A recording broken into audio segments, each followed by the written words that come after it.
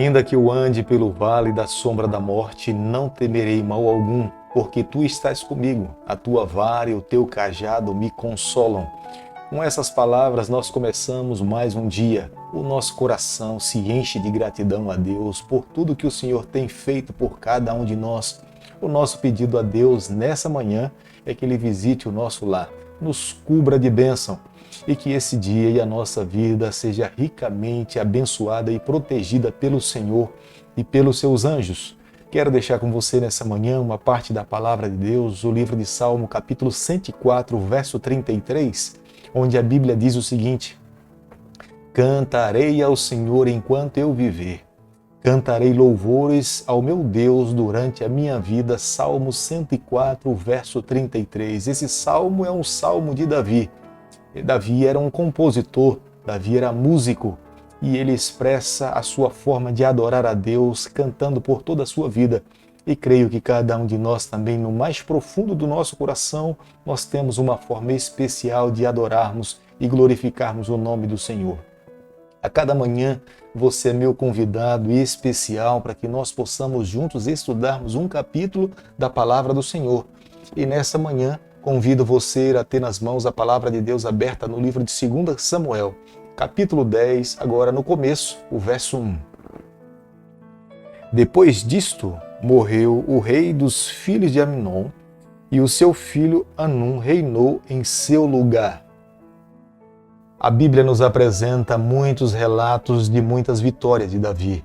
A mão de Deus estava sobre ele, e quando nós somos abençoados pelo Senhor, a nossa vida se amplia de uma forma sem medida.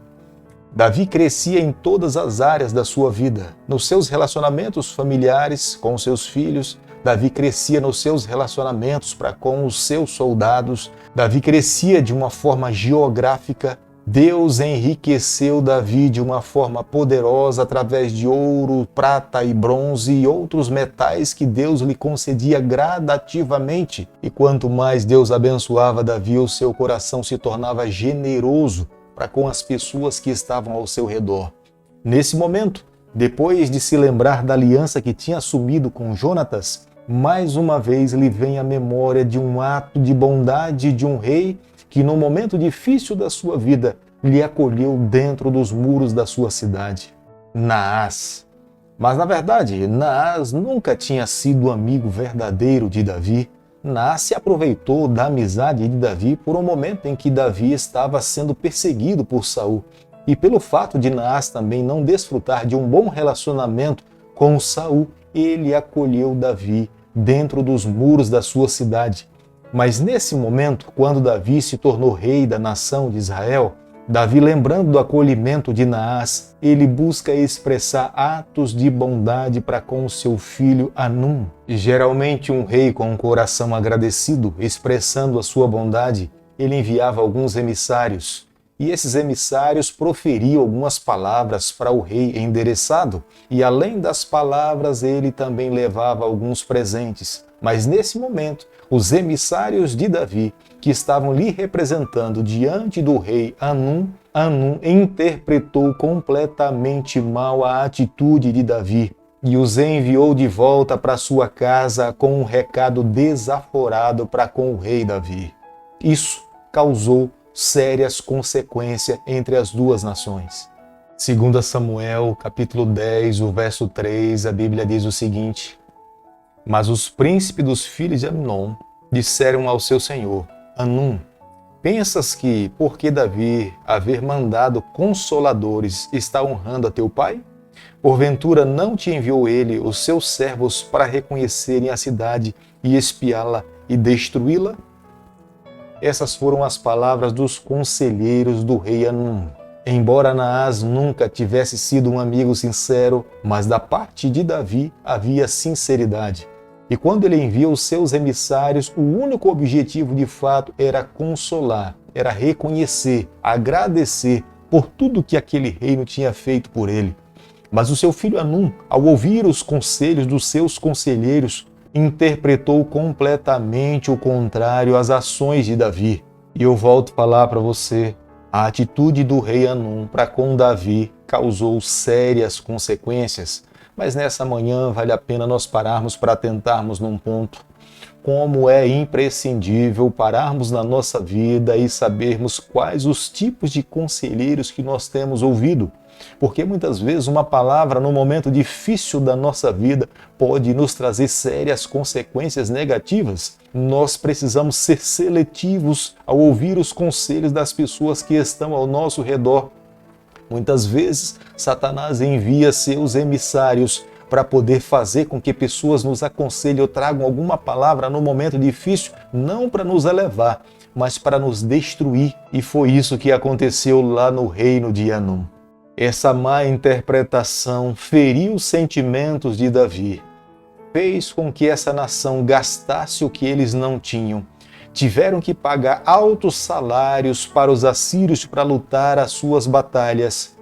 E no final eles acabaram perdendo essa guerra. As consequências foram desastrosas. Creio que nessa manhã eu e você, ao pararmos para refletir na nossa vida, nós sempre precisamos buscar conselhos que provenham da palavra de Deus.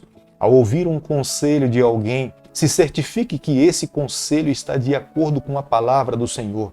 Quando alguém nos dá um conselho e que está contrário à palavra do Senhor, repudie, rejeite, busque seguir aquilo que de fato está de acordo com a vontade de Deus para a sua vida. No versículo 4 do capítulo que nós estamos estudando nessa manhã, que é o capítulo 10, nós podemos ver que a atitude do rei Anum para com os emissários de Davi foi raspar parte da barba. Ao raspar parte da barba daqueles homens que Davi tinha enviado, ele estava menosprezando a atitude e os presentes que ele tinha recebido. Ele estava envergonhando o reino de Davi. Quando alguém no passado raspava parte da barba, era uma expressão de luto, era uma expressão de tristeza, amargura e dor. O rei Anum não apenas envergonhou os emissários de Davi, mas ele estava envergonhando o próprio Davi e o seu reino. Além de cortar parte da barba, ele também cortou parte da vestimenta daqueles homens. Ele estava dizendo, ao tomar essa atitude, que aqueles homens eram fugitivos de guerra. Estas atitudes do rei Anum envergonhou a Davi e o seu reino. Depois dessa vergonha sofrida dos emissários de Davi lá no território de Rabá, realizada pelo rei Anum, a primeira cidade israelita no retorno dos emissários de Davi era a cidade de Jericó. Davi pede para que aquela cidade acolhesse esses homens, esperassem que as suas barbas crescessem, dessem vestimenta para os seus emissários, para que eles não mais passassem por humilhação. Aquela atitude do rei Anum envergonhava Davi e envergonhava o seu reino. No versículo 6 do capítulo que nós estamos estudando nessa manhã, nós podemos ver que a crise se intensificou entre as duas nações. Anum, que era o rei de Rabá, pagou cerca de 1000 pratas para que pudesse alugar cavalos e cavaleiros para que pudesse lutar as suas batalhas. O gasto nessa época de 1000 talentos de prata era um gasto exorbitante. Eles estavam gastando o que não tinham, estariam entrando numa guerra que não valeria a pena ter entrado. A guerra estava acontecendo simplesmente por uma má interpretação das ações de alguém e o rei ter dado ouvido a conselheiros que ele não deveria ter ouvido. Amon e Anum queriam guerra total contra o povo de Deus. Eles queriam eliminar a nação do povo do Senhor. Estavam usando todas as suas forças para liquidar e extinguir o povo de Deus. Do verso 7 ao verso 9, Davi, sabedor que os seus adversários estavam prontos para a batalha, Davi não esperou que os inimigos invadissem o território israelita, mas ele enviou o seu melhor comandante, ele enviou os melhores soldados, ele enviou a sua melhor cavalaria. Como rei de Israel, Davi, nesse momento, estava lutando a guerra da sua vida. Era o seu maior desafio dentro do reino de Israel. Davi confiava na mão de Deus e buscava fortalecer a vida do seu comandante. Segundo Samuel, capítulo 10, o verso 12, a Bíblia diz o seguinte: Sê forte, pois pelejamos varonilmente pelo nosso povo e pelas cidades do nosso Deus. E faça ao Senhor o que bem lhe parecer. Essas foram as palavras de Davi ao seu comandante Joabe. Davi sabia perfeitamente que a terra que eles estavam era a terra dada por Deus como herança para o seu povo. Os seus inimigos estavam tentando afrontar não apenas o seu reino, mas estavam afrontando o próprio Deus. Nesse momento, com as suas palavras, Davi entusiasmava os seus soldados e o seu comandante, falando: nós temos propósitos pelos quais nós estamos lutando. Nós lutamos pelo nosso povo, mas também nós estamos lutando pelo nosso Deus. E essas palavras motivou e encheu de coragem o coração dos seus soldados, e o seu comandante saiu para a batalha. Querido amigo, nesse momento gostaria de fazer uma reflexão com você nesse momento. Quando nós saímos para as nossas batalhas, nós precisamos entender que Deus nos dá sabedoria, como deu a Joabe, para que ele se tornasse um estrategista. Mas quando nós olhamos para o texto bíblico, Joabe não apenas dependia da sua estratégia, mas Joabe reconhecia do poder e da mão de Deus em estar ao seu lado. Joabe sabia, se aqueles soldados estivessem armados até os dentes, mas se não tivesse a companhia do Senhor, de nada adiantaria. Mas Joabe e Davi ressaltavam da importância de estarem muito bem equipados, mas eles também precisavam ter a garantia e a confiança de que Deus estava ao seu lado para lutar as suas batalhas. E isso fez com que o povo se enchesse de coragem e lutasse as batalhas do Senhor. Os versos 13 e 14 do capítulo que nós estudamos nessa manhã nos mostra que estrategicamente Joabe era muito hábil. Deus o capacitou para aquela batalha. Ele usa as melhores estratégias. Primeiramente, Joabe decide atacar os sírios. E ao lutar contra os sírios e vencer os sírios, Amon e Anum, vendo que Joabe tinha lutado com os sírios, tinha vencido, eles imaginavam que com a mesma força Joabe viria contra eles e os derrotaria também. Isso fez com que o coração dos dois reis estremecesse e temesse os soldados israelitas. E a estratégia usada por Joabe deu certo. Quando os sírios passaram a fugir dos israelitas, os soldados aliados de Anon acabaram também fugindo, reconhecendo que se Joabe tinha vencido os sírios, que eram mais fortes, consequentemente eles não teriam forças para resistir, e acabaram também fugindo com seus aliados. Embora não tenha sido nesse momento que Joabe conseguiu capturar a cidade de Rabá, os soldados sírios fugiram, mas os soldados de Aminon e Anum se refugiavam dentro da cidade. E não foi dessa vez que Joabe conseguiu conquistar a cidade de Rabá.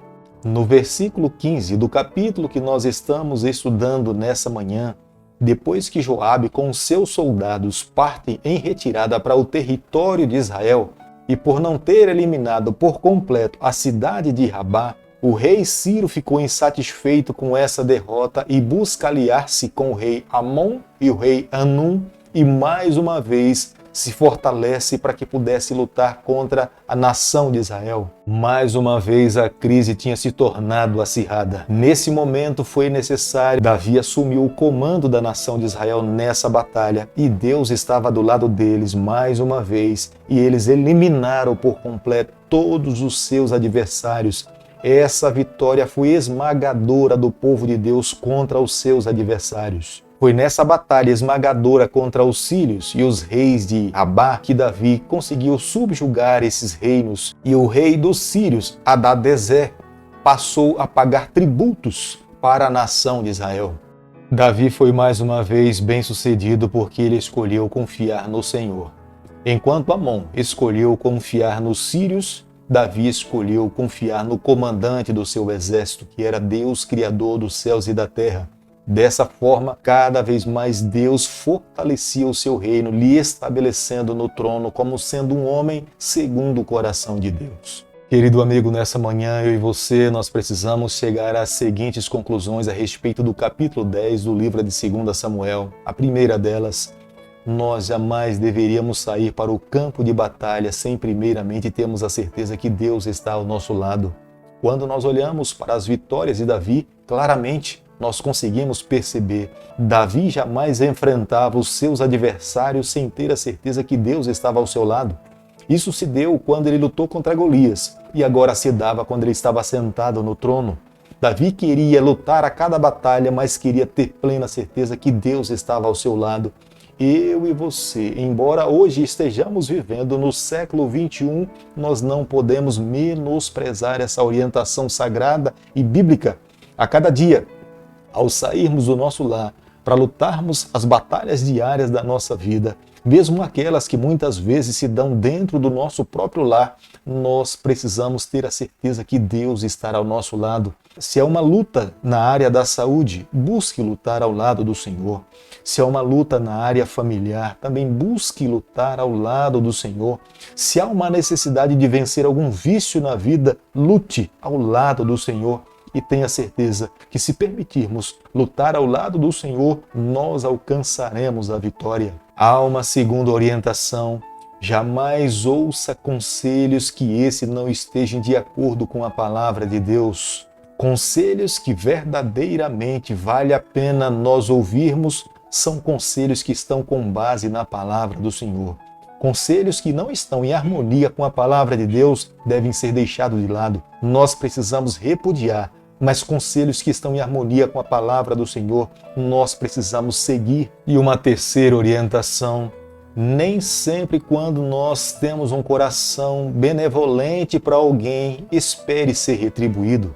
Quantas vezes nós, com boas intenções, queremos agradar uma pessoa, mas essas ações não são reconhecidas? Não foi isso que aconteceu com Jesus Cristo? Cheio de boas intenções em abençoar os seres humanos, mas quantas pessoas ele receberam e entenderam as suas boas ações? Por isso, não espere ser agraciado por todas as boas ações que você queira ofertar para com o seu semelhante. Mas nessa manhã quero pedir a Deus que Ele nos tome nas suas mãos, que abençoe a nossa vida, que nos conceda forças e que muito em breve nós possamos nos encontrar com Ele e vivermos com Ele por toda a eternidade. Querido Pai, nas Tuas mãos nessa manhã nós nos colocamos, confessamos as nossas falhas. Por favor, Senhor, fica ao nosso lado, nós oramos e pedimos em nome de Jesus. Que o Senhor te abençoe e te guarde, que Ele faça resplandecer o seu rosto sobre você, que Ele tenha misericórdia de você, que sobre você nessa manhã Ele levante o seu rosto e conceda a sua paz em nome de Jesus. Amém.